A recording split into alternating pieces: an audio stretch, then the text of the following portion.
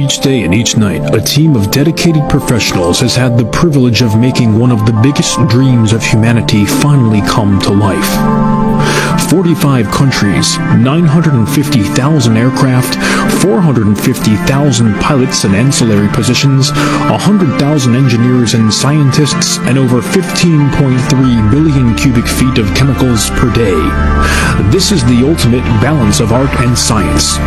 Join us as the History Channel explores the Global Chemtrail Project. From altering weather to altering minds, the Global Chemtrail Project, or GCP, has persisted over the last 4 decades. כימטרל זאת לא תיאוריית קונספירציה, זאת מציאות יומיומית בארץ ובכל העולם. אני איילת, אני ביולוגית, יש לי תואר שני באקולוגיה ואיכות סביבה, עם התמחות בחומרים טבעיים בתחום של הדברה טבעית והדברה ביולוגית. לימדתי גם כימיה, הכנתי תלמידים לבגרויות במשך הרבה שנים. אני יודעת על מה אני מדברת. בסרטון הזה שצולם בבאר שבע ניתן לראות בבירור מה קורה שעתיים לאחר הריסוס. השמיים מעוננים.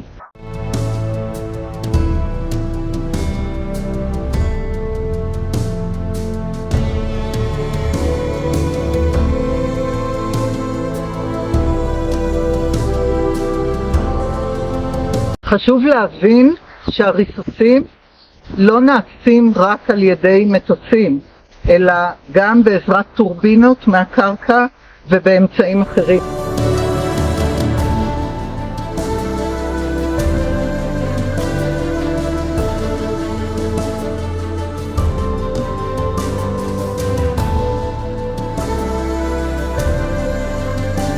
Corporations are modifying our weather all the time, and they're modifying it in ways that cover thousands and thousands of square miles.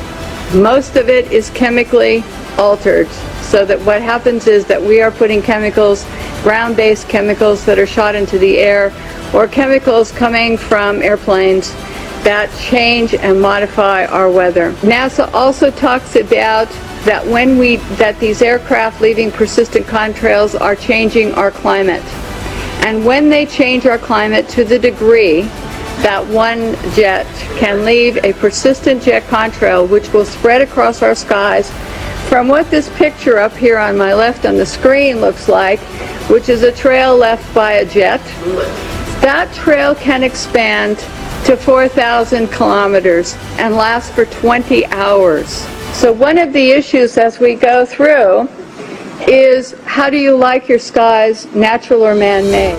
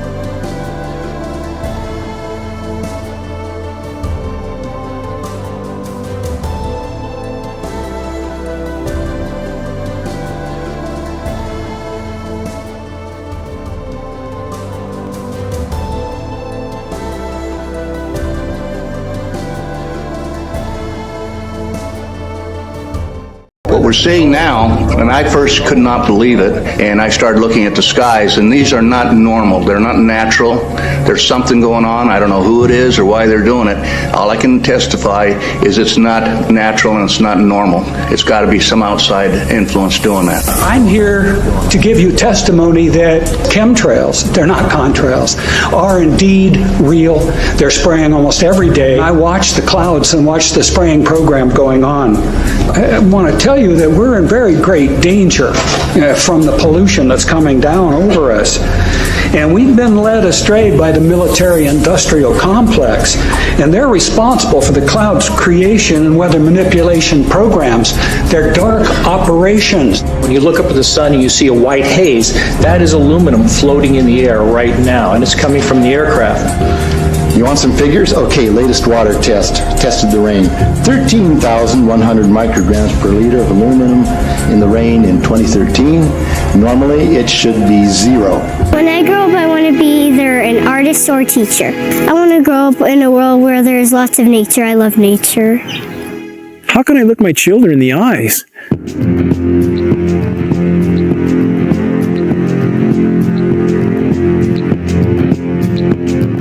and not try to shed the light on this issue, knowing every breath they take is laden with these metals? I have been forced to conclude that there is no greater or no more immediate threat to anything that lives and breathes than the global geoengineering programs short of nuclear catastrophe. Geoengineering is defined as the artificial modification of the Earth's climate. Geoengineers are proposing spraying 10 to 20 million tons of toxic aluminum and other substances into our sky for the stated goal of cooling our planet. Since we released What in the World Are They Spraying, hundreds of people from around the world have began taking rain tests. What they're finding is what many are calling the chemtrail geoengineering footprint of aluminum, barium, and strontium. Changes to the forest floor. We have very extensive studies from the U.S. Department of Agriculture on the soils in our region, and those soils have changed in 5 to 6 years. The pHs have changed in this area as much as 10 to 12 times toward alkaline in 5 to 6 years. I've personally been in the forest testing with USDA soil scientists who just scratch their heads and seem to have no explanation for incredibly profound changes in pH, which is affecting the ecosystem here tremendously. 40s and 50s up to 3, 4, 5,000. That's still common. Barium, strontium to somewhere 40 or 50 to, again, about 2,000 or 3,000. Same for both barium and strontium. When I started farming, I produced 100% my crops, but in the last 4 years, I've been declined to 50-75% if I talk into lettuce crops, because I've been lost everything. And that's why I start moving all different crops so I can cover the loss. Well, my food production has declined at least by 60% in the last, 10 years. I've noticed banana stalks are smaller, and certainly the tomatoes, I'm hardly getting any. I used to get bushels of tomatoes, and now I can barely get a bowl. My concern can be, possible if we go and run out of business if they continue doing that. They really need to stop doing. That's all I believe, because we cannot change the system, the mother nature. We have to keep going the way it is. It's possible. יונים של אלומיניום, של סטרונציום, של בריום, של יודיד הכסף ועוד הרבה חומרים רעילים אחרים נכנסים כל יום לריאות שלנו ומרעילים אותנו, את המים, את האדמה, את המזון שלנו. האוויר בארץ ובעולם מרוסס כל יום בעשרות חומרים כימיים מסוכנים, ואנחנו חייבים לעצור את זה.